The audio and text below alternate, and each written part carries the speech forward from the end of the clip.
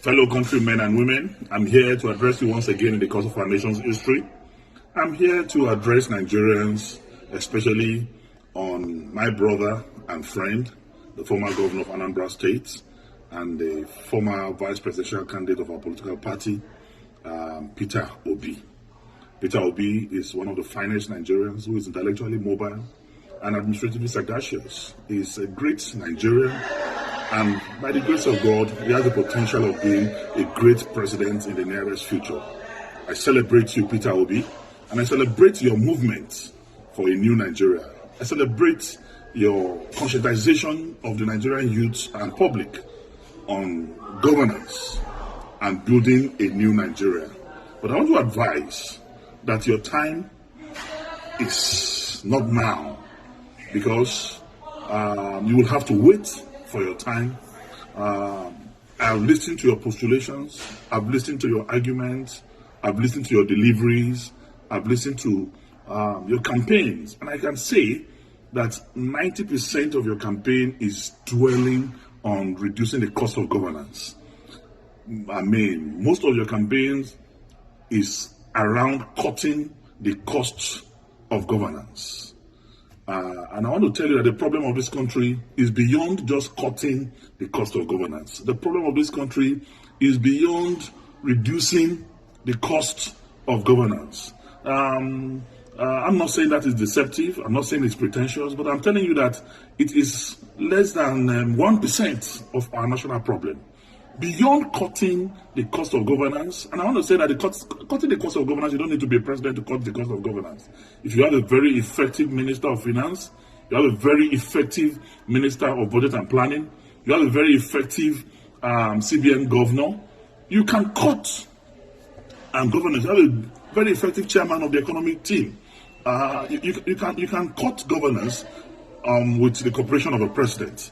But I want to say that that is not our major problem today in this country.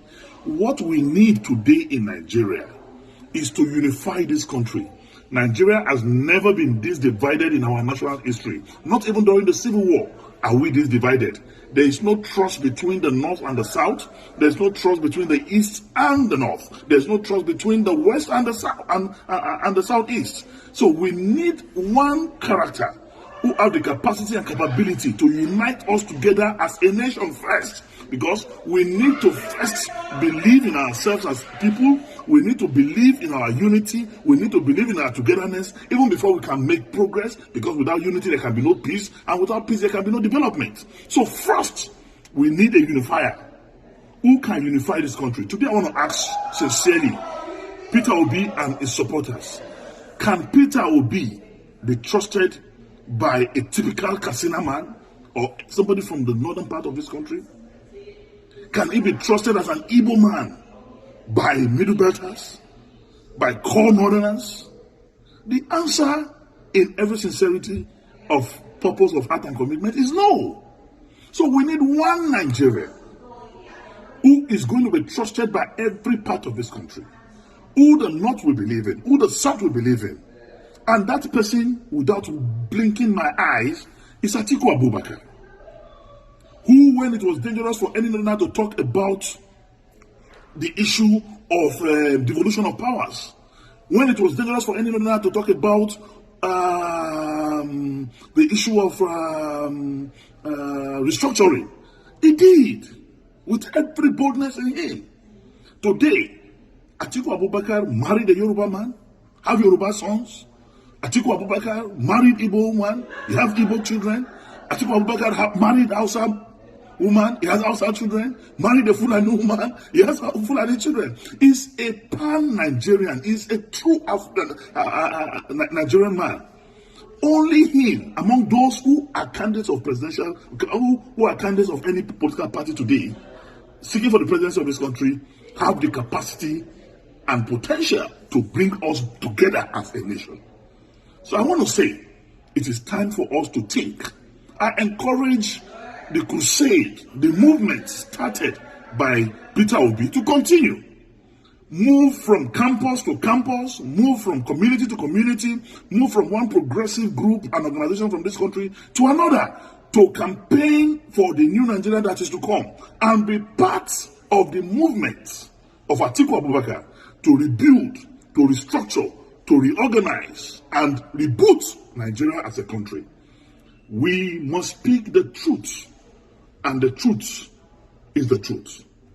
You are a great Nigerian. I salute your political and intellectual sagacity.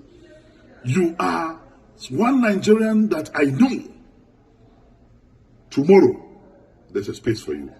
But for today, let us forget the social media drama. Let us forget the diaspora euphoria. The truth of the matter is we need a unifier. We need one Nigerian that can solve the problem of insecurity in this country. We need a Nigerian that will have intel from every security facet of our national life. We need a Nigerian that will get intel from Cameroon, from Chad, from Mali, from Benin. We need a Nigerian that have that capacity to solve the problem of Boko Haram, banditry, and kidnapping, because he has intel and connection with the security network in the South African region. And that Nigerian today is Atiku Abubakar.